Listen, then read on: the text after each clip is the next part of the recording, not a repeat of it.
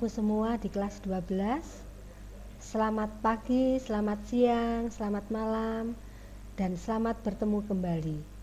Pada hari ini kita akan belajar di bab 2, yaitu tentang perlindungan dan penegakan hukum.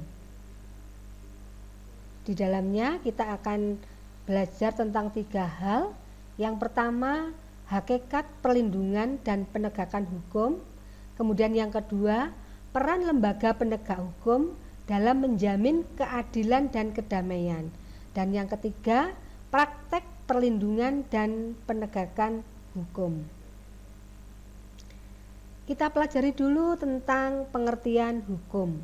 Yang dimaksud dengan hukum itu adalah aturan yang bertujuan untuk mengatur pergaulan hidup dan dibuat oleh lembaga yang berwenang dan bersifat mengikat dan memaksa, dan bagi setiap orang yang melanggarnya akan dikenakan sanksi. Kemudian lebih khusus diatur di dalam Undang-Undang Dasar Negara Republik Indonesia tahun 1945, khususnya pada pasal 1 ayat yang ketiga, yang mengatakan negara Indonesia adalah negara hukum. Dan yang dimaksud dengan negara hukum itu adalah negara yang menerapkan segala kehidupan kenegaraan selalu berlandaskan pada hukum, dan negara menegakkan supremasi hukum. Hukum itu memiliki beberapa unsur. Unsur yang pertama yaitu bahwa hukum itu peraturan tentang tingkah laku manusia. Kemudian unsur yang kedua, peraturan itu dilegalkan atau disahkan oleh badan-badan resmi yang ditunjuk secara khusus untuk menangani hukum. Dan unsur yang ketiga, peraturan itu memiliki sifat yang memaksa. Dan unsur yang keempat, karena bersifat mengatur dan memaksa, maka hukum memiliki sanksi yang tegas terhadap pelanggarnya.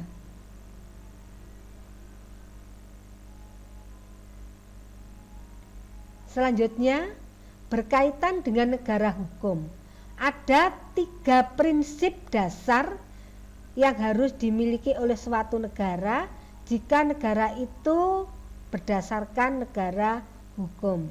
Prinsip yang pertama, adanya supremasi hukum, di mana hukum berada di atas segalanya.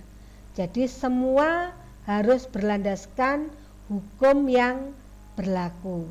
Kemudian prinsip yang kedua dari negara hukum adalah kesetaraan di depan hukum.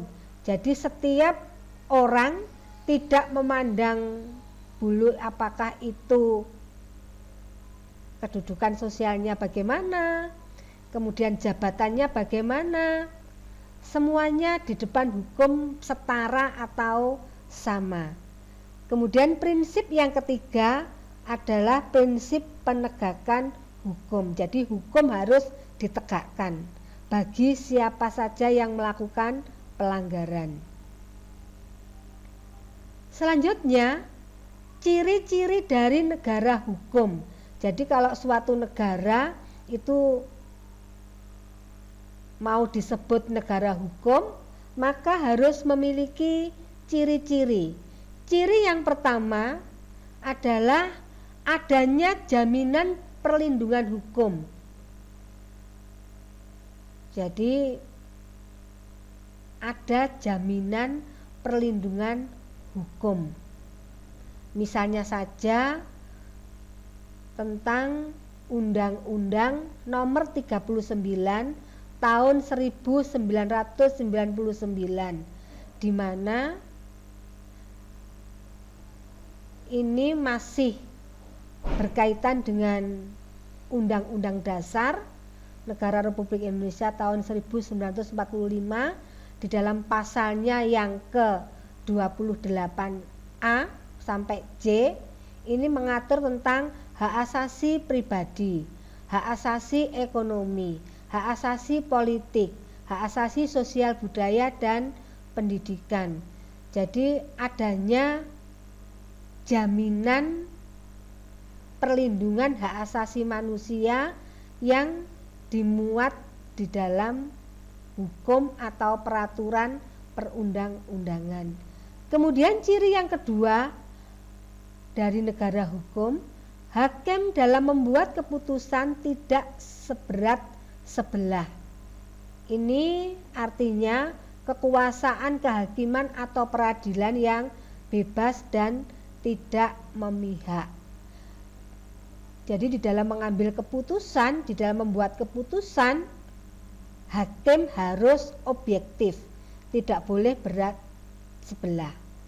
Kemudian ciri yang ketiga, adanya jaminan legalitas dalam arti hukum, yaitu pemerintah ataupun lembaga negara maupun warga negara dalam bertindak harus berlandaskan pada hukum. Jadi harus ada jaminan legalitas dalam arti hukum.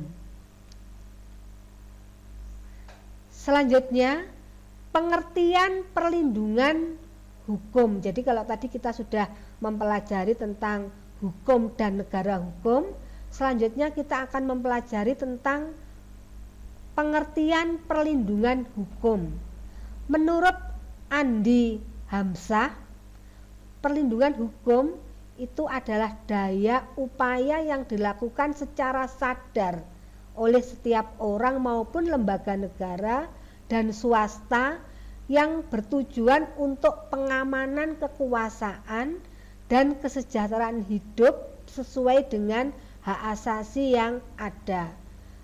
Selanjutnya, pengertian perlindungan hukum menurut Simanjuntak adalah segala upaya pemerintah dalam menjamin kepastian hukum dan memberi perlindungan kepada warganya agar hak-haknya setiap warga negara tidak dilanggar, dan bagi yang melanggar dapat dikenakan sanksi sesuai dengan peraturan yang berlaku.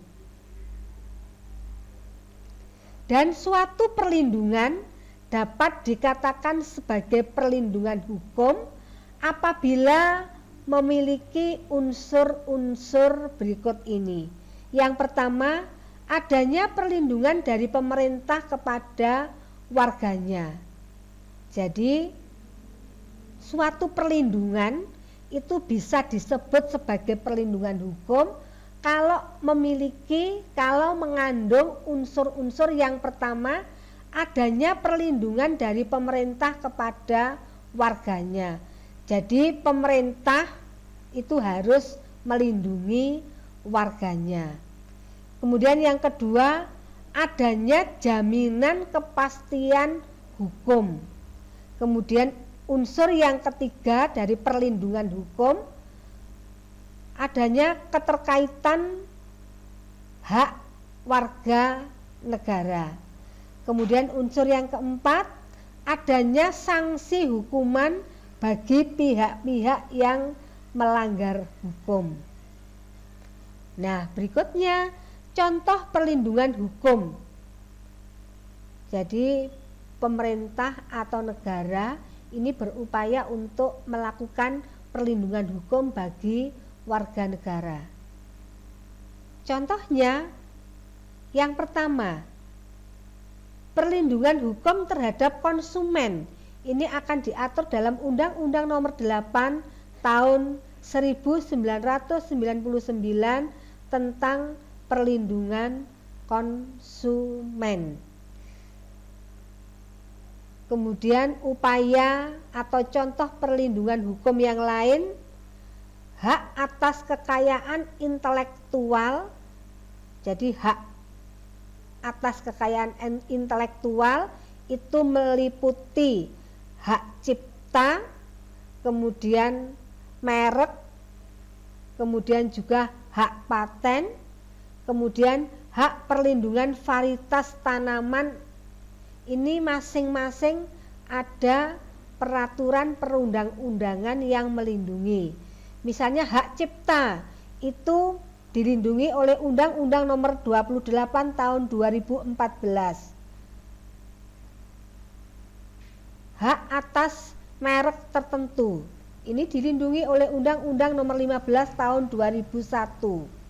Hak paten itu juga dilindungi oleh Undang-Undang Nomor 13 Tahun 2016. Dan hak atas perlindungan varietas tanaman ini secara khusus dilindungi oleh Undang-Undang Nomor 29 Tahun 2000.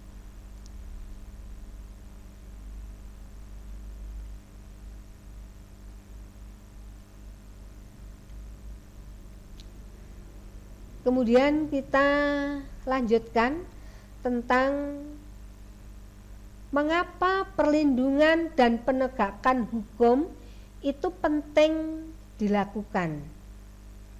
Jadi yang pertama itu alasannya untuk tegaknya supremasi hukum. Maksudnya bahwa hukum mempunyai kekuasaan mutlak dalam mengatur pergaulan hidup manusia dalam berbagai macam kehidupan. Supremasi hukum tidak akan terwujud apabila aturan-aturan yang berlaku tidak ditegakkan baik oleh masyarakat maupun oleh aparat penegak hukum. Kemudian yang kedua, pentingnya dilakukan perlindungan dan penegakan hukum untuk menciptakan tegaknya keadilan. Jadi maksudnya tujuan utama hukum itu adalah mewujudkan keadilan bagi setiap warga negara. Kemudian alasan yang ketiga mengapa perlu adanya perlindungan dan penegakan hukum, yaitu untuk mewujudkan perdamaian dalam kehidupan di masyarakat. Maksudnya kehidupan yang diwarnai oleh suasana yang damai itu merupakan harapan setiap orang dan akan terwujud apabila setiap orang merasa terlindungi dalam segala bidang kehidupan.